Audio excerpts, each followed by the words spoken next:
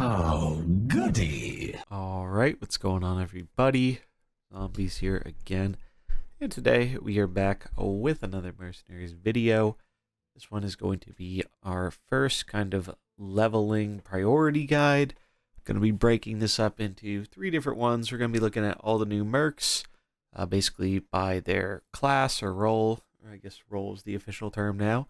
So yeah, we're going to be looking at the fighters today, and I'm going to be trying to do one of these a day. So we're going to have protectors and casters as well. But basically, one of the biggest questions that comes up on a new Mercs release is what are the kind of items or abilities you want to be leveling up first. So we're just going to run through these here, and I'm going to give my thoughts, and we'll talk about each of these characters and what I think the best things to level on them first and just the general order are. So we're going to dive right on into it. Before we do, though, if you enjoy this type of content, do remember to like and subscribe. There's a ton to help out the channel and keeps the Mercenaries videos coming. So we're diving right into it here with Elise Starseeker, probably the most individually powerful of the League of Explorers that we have gotten so far. So now with some of these, it might depend a little bit on what build you're trying to use them in. This is just going to be a bit more of a general guide. So, Elise.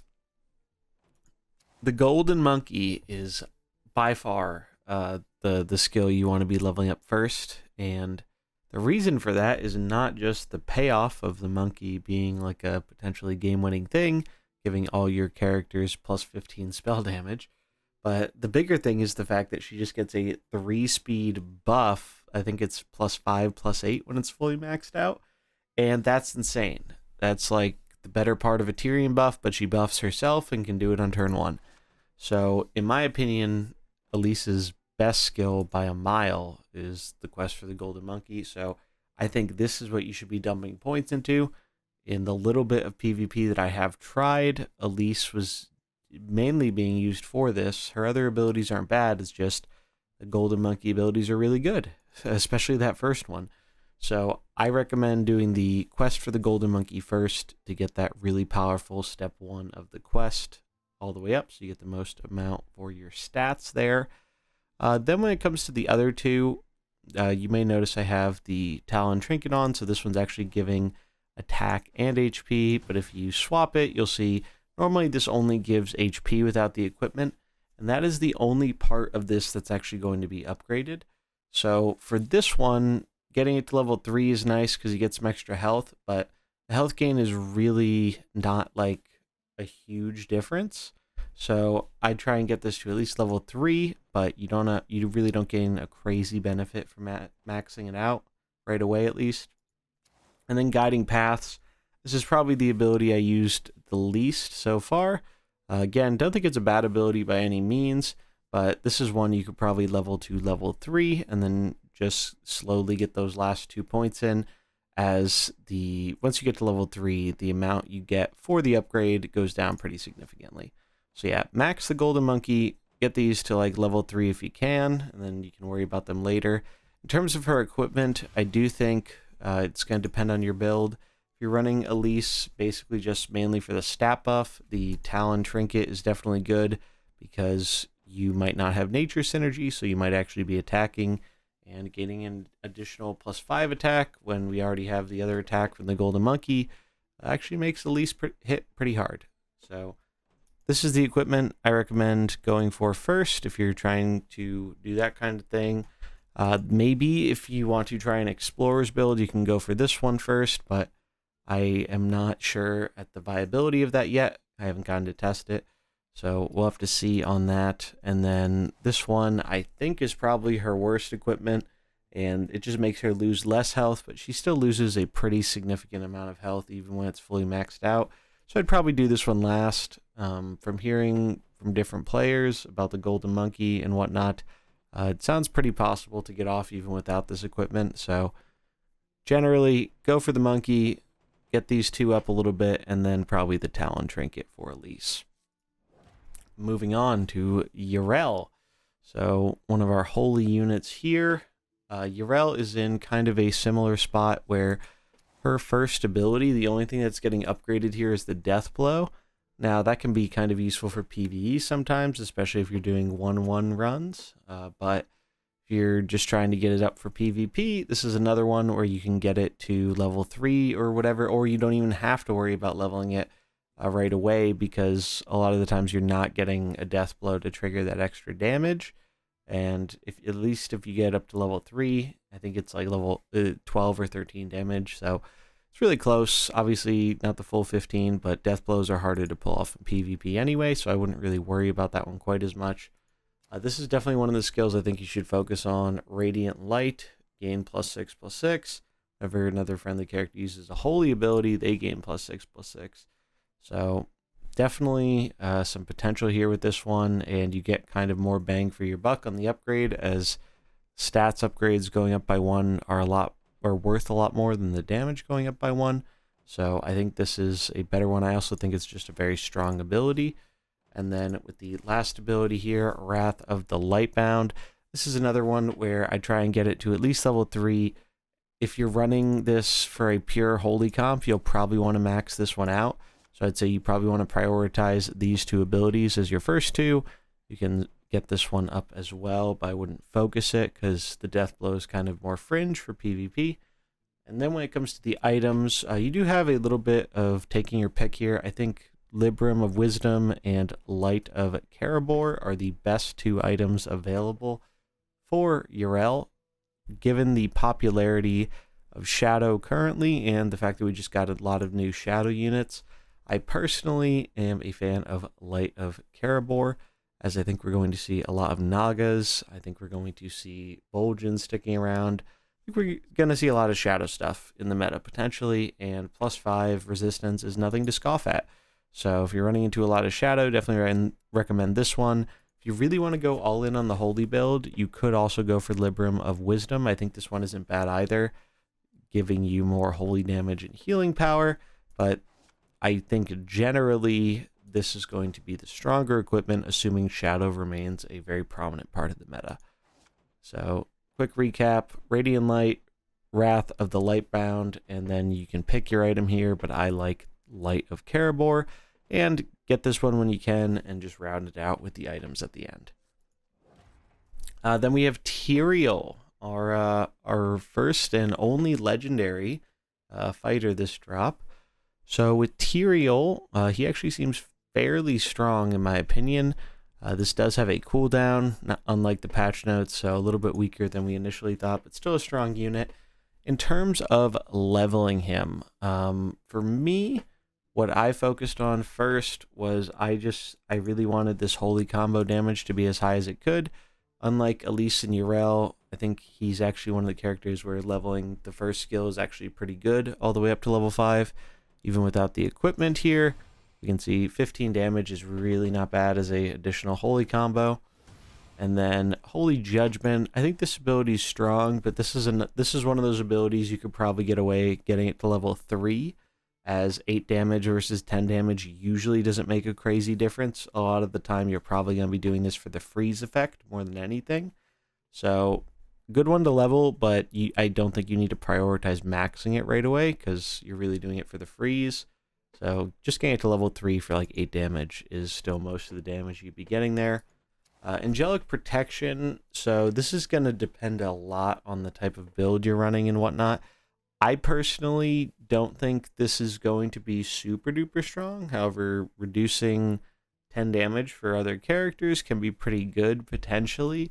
But I definitely think it's his weakest base skill. So unless you're really trying to focus on a build that leverages that taunt and the damage reduction, I probably wouldn't focus on this ability as much. I'd really just focus on these 2 first and then your item. So for the item, I think you have 2 options here. I really like El Druin, giving the Divine Blade Strike combo 5 more damage. 20 damage is a lot, especially if you're critting, and I just think it is the best item for that reason. Then Holy Judgment is probably the second best one here, giving negative attack or minus attack to whatever you're hitting permanently.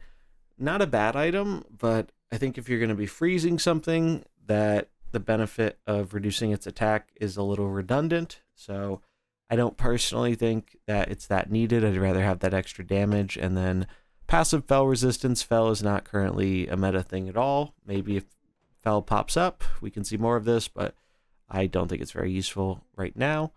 So for him, definitely recommend these two, and then probably go for the item. If you really think you have a build that's trying to leverage the angelic protection, you could go for it. But I personally recommend these three first. All right, we're going to be closing it out with our two Nagas here, our last two fighters. So we have Lord Slitherspear. This one, the ones with summons are always interesting, because typically summons get the most bang for your buck out of upgrades. This is another one where upgrading the first ability is probably the way to do it, because you really want that Naga that you summon to be as big as possible. So definitely want to get that one up. And then the You Lift Bro ability is also very good if you are having a Naga focused comp, or you just want to make him really big with his Naga summons. So gaining 5 attack, definitely not a bad thing. You can gain more attack. Pretty solid all around. And then I think this is by far his worst ability. Maybe that changes if summons get a bit more popular, but I don't think, especially on 2 cooldown's gross. There are ways to circumvent that a little, but if you're taking your whole turn to kill a minion, a summon, without hitting its death rattle, I'd rather just be attacking most of the time. So I don't really like this one. I think you could kind of ignore this one. You don't even need to level it. The only thing leveling does is increases the damage that the summon can do. Here you can see the damage isn't capped, but it is capped at lower levels. I think this is the weakest ability, and I don't think it's worth leveling unless the meta changes drastically in a way that I'm not expecting it to. So definitely recommend these two first, and then when it comes to his equipment here, you have a bit of a choice. Again, I don't think Sharp Idea is the way you want to go, because I think the third skill is bad. So I recommend either Unleashed Eel or Fishy Cauldron. This one, you'd really just be playing it for the +4 attack, as critting Murlocs is not very relevant, because Murlocs aren't very PvP relevant right now from what I've seen, because they didn't get that much support this set, but maybe in the future. But nothing else, +4 attack, not a bad thing. And then I think this is probably the better one to focus on.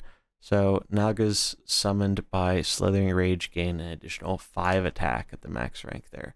So that one will make it basically a 19/18 with Divine Shield. So I think it's definitely between these two. It all depends on if you want your summons to hit harder or your Merc to hit harder. But whatever you think is preferable for the build you're going for, definitely recommend just skill 1, skill 2, and then either of these items. I think I prefer Unleashed Eel. And that gets us to our last new fighter, Mercenary here, Lady Vashj, another Naga. And Vashj is super interesting. I think Vashj, again, is another case of you could get this to 3 and it's probably fine, but the extra damage is actually really nice on this, because it has really high base damage, but that is going to be reduced by the speed of whatever you are hitting with it. So you do want this to be the max amount of damage possible, as that way when it gets reduced, you're still dealing a ton of damage. So and it's also nature, so that ability is really good. I think this is definitely one of the abilities you want to prioritize. Handmaiden's Poison, I don't think this one is very good. The damage is just very, very low. Bleed 10 isn't bad, 4 speed isn't bad, but 5 damage is just so small that the Bleed 10 really doesn't make up for it very much, in my opinion. So I think you could honestly almost totally ignore this ability or leave it for last, other than your unused items, as I think it's her weakest ability, so I wouldn't worry about putting coins into that one right away. And then Reflex Shot. Reflex Shot is actually pretty good, so I'd really focus skill 1 and skill 3 here. Just dealing flat AoE damage, always a good thing, and punishing them for going fast. which is what Nagas really kind of want to do. So I think this is a good one. Focus on skills 1 and 3, and you can save this one for later. When it comes to Vashj's item, we do have some options here, but I think there's one that really stands out as the best in my opinion, and that is Icy Grasp. Odds are, if you're running this, I think you're going to be running it in a Naga comp, and if you are, this is by far the best equipment. Basically a Pearl of Yulon for Nagas that makes it so your Nagas take 4 less until they act each turn. One cool difference between Pearl and this is this actually affects Vashj herself, whereas Pearl of Yulon's does not, but obviously this is restricted based on the act timing. So those are what I would recommend for her. Definitely skill 1, skill 3, and then item number 1 here. Maybe there will be some kind of meme Fel build, in which case you might be able to consider Fel Cauldron to combo with Reflex Shot and maybe some other Fel units, but I'm not sure if Fel is quite at that level where we'll be seeing that just yet.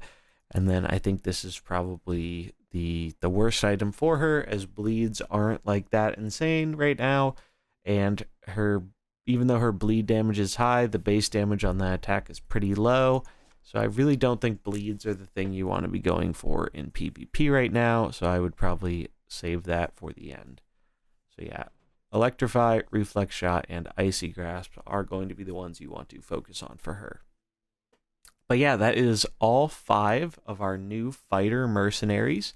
So I just wanted to get this out there, give some thoughts on the best, in my opinion, the best basically way to upgrade these characters in terms of usability. Again, you really don't have to get these characters maxed out to test them in PvP in a lot of instances. I know I was actually trying out my Elise when I barely had any skills leveled. I literally just leveled up the golden monkey all the way and then just went for it. And if you're just using her for mainly a buff unit, it kind of works fine. Obviously, if you're going for more synergy, maybe you'll need some of the other stuff, but generally, with a lot of these characters, as long as you get their good abilities to level 3 and max out their good item, you should be in a pretty reasonable spot to start testing them with them a bit. Are you going to, get a experience what it's like compared to like being fully maxed out? No. But at the same time, I think it does still enable some very valuable testing. And with a lot of these characters, there really are just 1 to 2 abilities they want to be spamming most of the time anyway. So getting them able to use those in PvP and try them out sooner by knowing what to upgrade first, definitely not a bad thing to do. So yeah, those are our 5 fighters. I'm actually got some brews in the works with some of these characters, so you can expect some PvP content soon as well. But that is going to wrap it up for this one. Again, I'm going to be doing a guide for protectors and casters as well over the next few days. So definitely look forward to that. And let me know in the comments which of these characters you're most excited to level up and try out some cool builds with, be it for PvP or PvE. But that's going to do it for this one. If you enjoyed it, do remember to like and subscribe, and I'll catch you in the next one. Peace.